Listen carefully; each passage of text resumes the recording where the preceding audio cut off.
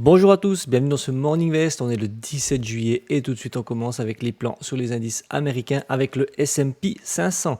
En daily, on peut voir qu'on est toujours bien au-dessus des moyennes mobiles, on est toujours bien dans un flux qui est haussier, on est toujours en zone de surachat au niveau du RSI, mais pour le moment on peut voir qu'on a passé le niveau des 5700, on est en train de se diriger pour les pullbacks et potentiellement repartir à la hausse. On verra tout ça dans le reste de cette journée. En 4 heures, on n'a pas grand chose de plus à ajouter ici, on peut voir que on est toujours dans un flux qui aussi, on est toujours au-dessus des moyennes mobiles. Au niveau du RSI, on n'est pas trop mal. Et puis là, on peut voir qu'on vient quand même faire quelques petites touches avec la moyenne mobile 20. Donc elle fait office de support dynamique avec la moyenne mobile. Et puis moi, j'aime bien quand on vient faire des petites touches sur la moyenne mobile 20, éventuellement la 50 de temps en temps. Et puis que le prix est directement rejeté et qui continue sa tendance, qui continue son chemin. Donc là, pour moi, on est plutôt dans une dynamique qui est haussière et on est dans une dynamique qui est saine d'un point de vue graphique. En une heure, et pour mon plan, donc là on peut voir qu'on est toujours dans un flux qui oscille, on est toujours au-dessus des moyennes mobiles et puis on peut voir que la résistance oblique qu'on avait mis, voilà, elle fait quand même 1, 2, 3, 4 et 5 points de contact, donc c'est quand même une résistance qui a toute son importance puisqu'elle réagit vraiment très bien lorsque le prix s'appuie dessus. Et puis j'ai pu également tracer un support oblique qui pourrait former un canal haussier, mais pour le moment on a vraiment un beau point de contact qui est ici. Là c'est une mèche et puis là on a un beau point de contact avec les corps. Donc moi je préférais qu'on ait quand même un troisième point de contact qui se dessine ici pour vraiment confirmer ce canal haussier. Pour le moment il y en a deux, c'est pas trop mal. Ça mèche ici, c'est pas trop mal également. On peut avoir une idée, mais pour vraiment confirmer ce support oblique qu'on a là qui pourra former éventuellement un canal haussier, ben, je préférais qu'on ait une autre petite touchette de la part d'un corps d'une bougie qu'on est ici. Et puis concernant mes plans, je vais peut-être un petit peu plus privilégier les achats pour aujourd'hui. Et si j'ai un signal dans cette zone de polarité qu'on a ici, je pourrais tenter un achat. Évidemment, on a le haut du support oblique qui est juste ici, à voir en termes de ratio si ça peut jouer. Et puis, pour mon deuxième scénario, évidemment, ce serait qu'on vienne faire notre petit point de contact qui est ici, mais je trouve un petit peu joueur de devoir acheter directement sur le bas de ce support oblique qu'on a là, surtout qu'on a la polarité qui est juste ici. Donc je pense que là, en termes de ratio, on serait vraiment pas bon du tout.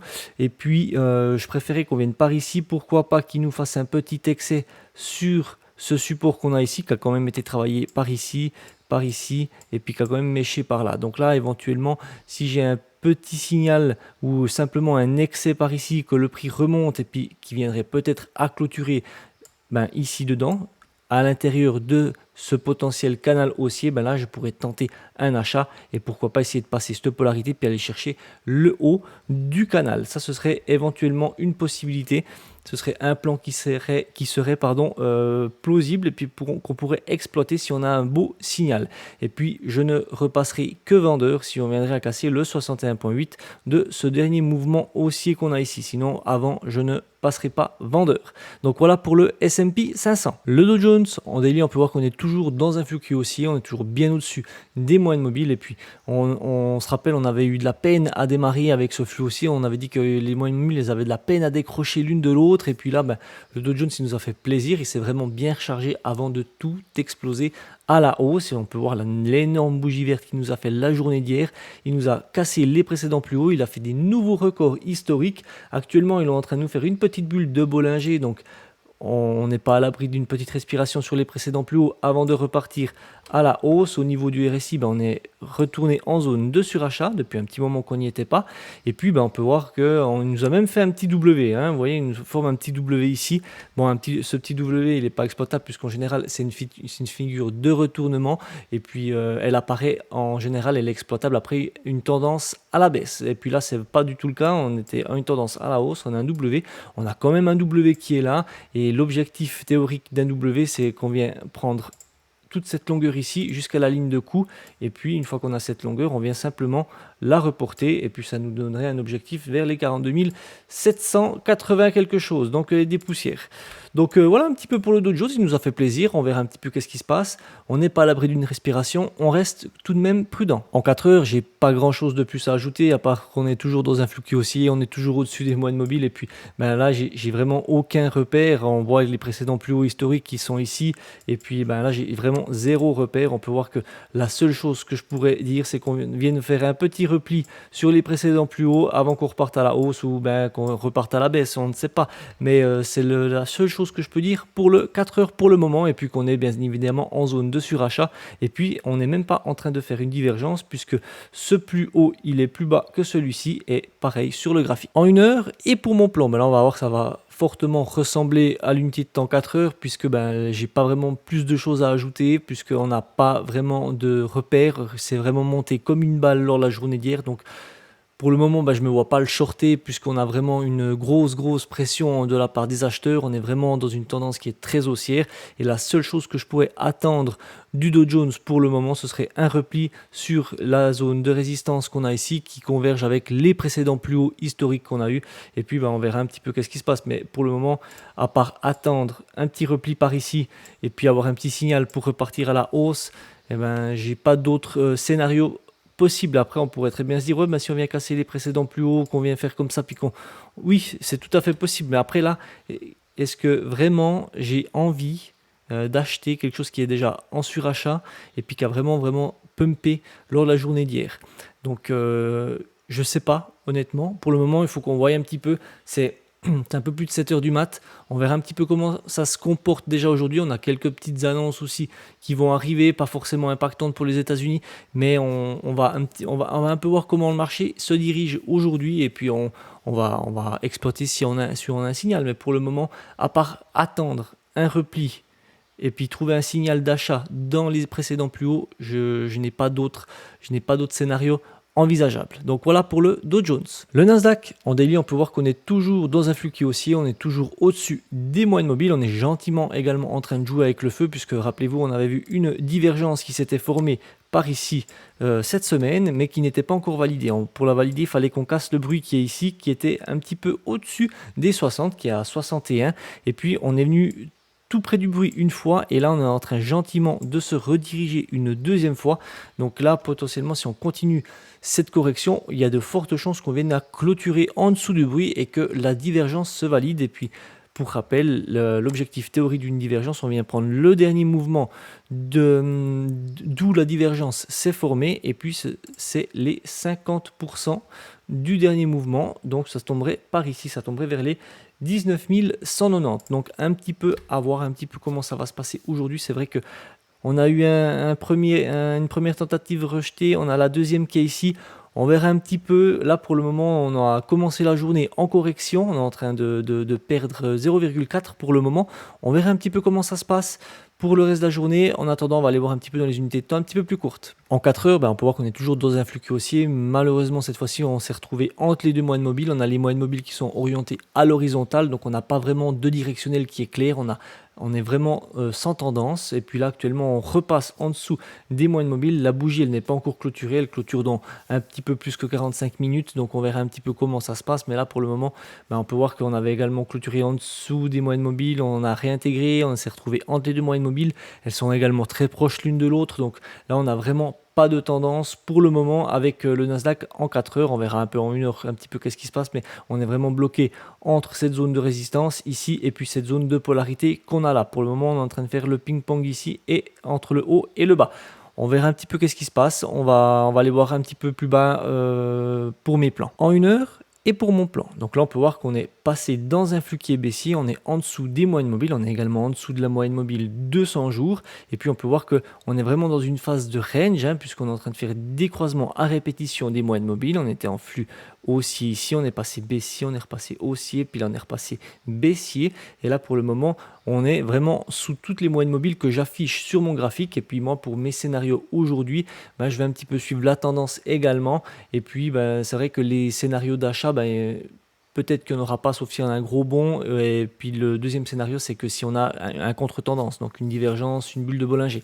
Donc je vais commencer avec mes scénarios à l'achat. Donc pour mon premier scénario, ce serait que le prix, il revienne casser les 61,8 à la hausse de ce dernier mouvement baissier qu'on a ici, chose qu'il avait déjà faite à 2 reprises. Il ne les avait pas cassés, mais il avait tenté de passer par le dessus, mais sans succès, ça a été rejeté. Et bien là, si on a un troisième essai et que ça casse par le dessus, je passerai acheteur et je pourrai tenter un achat si j'ai un signal et puis aller chercher les 100% qu'on a ici. Et puis mon deuxième scénario, c'est que si on a vraiment une grosse baisse d'un coup qui dégueule vraiment d'un coup et qu'on se retrouve dans cette zone de polarité et que je me retrouve avec une divergence ou bien une bulle de Bollinger, sur un signal, je pourrais tenter un achat. Et puis pour mes scénarios vendeurs, évidemment, comme on a eu déjà 2 tentatives qui n'ont pas réussi ici, si on en a une troisième, qu'on a un petit excès qui revient ici et que j'ai un signal, potentiellement je pourrais essayer de tenter des ventes par ici. C'est vrai qu'on n'a pas de tendance, on est vraiment sans tendance, donc on n'est pas à l'abri d'avoir des fausses cassures, ça c'est clair. Et puis maintenant on se retrouve sur une zone qui est assez importante, puisqu'il y a eu quand même pas mal de réactions. On peut voir qu'elle a quand même bien méché ici, elle a méché ici, elle a méché vraiment pas mal. Là on se retrouve encore dedans, encore une fois, et puis c'est pas anodin qu'il y a eu quand même pas mal de tentatives. C'est que si je viens reprendre cette fois-ci le Fibonacci de ce dernier mouvement haussier qu'on a là, on peut voir que c'est le 61,8 de tout ce dernier mouvement haussier qu'on a là. Donc ici, potentiellement, si on viendrait à casser 61,8, si le ratio est bon pour aller chercher les 100% qui convergent avec cette zone de polarité, et si j'ai un signal, je pourrais tenter une vente. Après, voilà, il est 7h20, un petit peu plus, donc on n'est pas encore du tout à l'ouverture. On verra un petit peu comment ça se passe d'ici là. Là, c'est vrai qu'on a commencé on a commencé la journée avec que des belles bougies rouges, donc on verra un petit peu comment ça se passe, mais éventuellement si on vient vraiment à casser le 61,8, qu'on se dirige par ici et qu'à vers l'open on a un petit signal de retournement ici, ce sera forcément du contre-tendance, mais on verra un petit peu qu'est-ce qui se passe. On pourra peut-être prendre un achat, on verra. C'est un petit peu prématuré d'anticiper les choses comme ça, mais on verra un petit peu qu'est-ce qui se passe. C'est vrai que là, comme il n'y a pas de tendance, c'est difficile d'avoir une idée. Pour le moment, on attend. C'est vrai que là, on est bloqué entre ce support et vraiment cette polarité. Potentiellement, on peut descendre un petit peu plus bas. On verra un petit peu qu'est-ce qui se passe. Mais si on arrive peut-être à casser cette zone de support, peut-être que ça va faire un petit peu bouger les choses et peut-être que le marché va peut-être un petit peu nous donner un directionnel un petit peu plus précis. Mais c'est vrai que si on vient à casser là, c'est vrai que là, on pourra, je pense, tenter des ventes, puisque là, on sera vraiment passé dans un flux qui sera vraiment bien vendeur, puisqu'on aura en plus de ça un argument qu'on aura cassé le 61,8 du dernier mouvement haussier en 1 heure. Donc on verra un petit peu qu'est-ce qui se passe. Donc voilà pour le Nasdaq et les plans sur les indices américains. On va directement passer au calendrier économique. Et concernant le calendrier économique, aujourd'hui on a quand même pas mal de news qui sont assez importantes. On va commencer avec le Royaume-Uni, avec une annonce sur l'IPC, donc qui est sur l'inflation, qui est attendue en léger recul.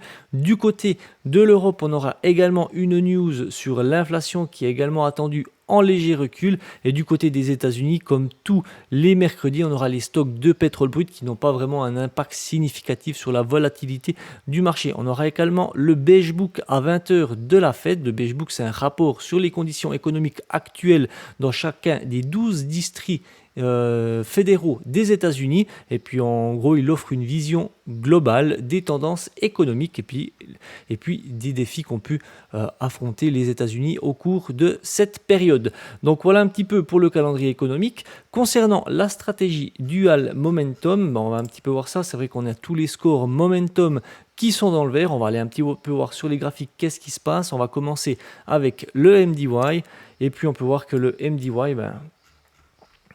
voilà qu'est-ce qui se passe avec le MDY. On est resté pendant 2 mois dans ce brouillon ici, à pas savoir qu'est-ce qu'il fallait faire, à pas trouver les points d'entrée, à être en dessous des moyennes mobiles, en flux haussier, en flux baissier. Et là, en 4 jours, il nous explose tout. Il nous prend même pas au passage, puisqu'on n'a pas de signal pour rentrer en position. On se retrouve directement en zone de surachat et on n'a pas de repli, on n'a rien du tout. Donc là, le MDY, pour le moment, à part patienter, il n'y a rien d'autre à faire. Et puis le SPY, on va aller voir ça. Le SPY, lui, toujours dans une tendance haussière. J'aurais préféré qu'on ait un petit repli tout près de la moyenne mobile 20. Après, au niveau du RSI, on n'est pas si bon que ça pour le moment. On est toujours trop haut. Donc là, on peut se dire que pour le moment, à part attendre pour pouvoir re-rentrer en position, c'est pas top. Après, c'est clair que là, on parle de 2 actifs.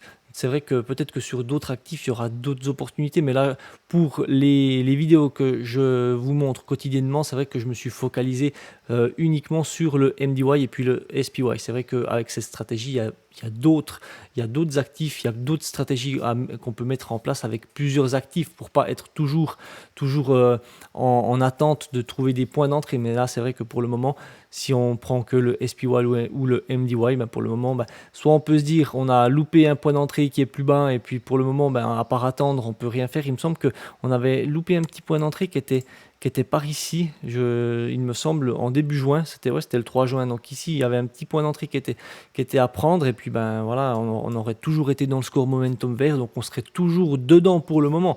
Donc là, peut-être qu'on on a eu un petit peu un manque de savoir-faire, puisque ben voilà, on n'était pas rentré, on n'était pas peut-être pas derrière les écrans.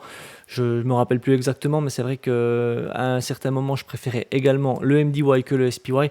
Enfin voilà, il y a les décisions humaines qui font que des fois, ben, on fait pas toujours les bons choix. Donc là, il faut quand même qu'on fasse un choix, c'est de rester patient, de rester discipliné et de pouvoir attendre ce beau point d'entrée sans rentrer précipitamment et puis rentrer peut-être au mauvais moment et puis rentrer juste avant une correction. Donc voilà, on est toujours en zone de surachat, on attend, on patiente et puis on verra. Donc voilà, c'est tout pour moi pour aujourd'hui. Je vous invite à mettre vos retours dans les commentaires, à vous abonner à la chaîne. Moi je vous dis à tout bientôt pour une nouvelle vidéo et surtout n'oubliez pas de rester prudent sur les marchés. Ciao!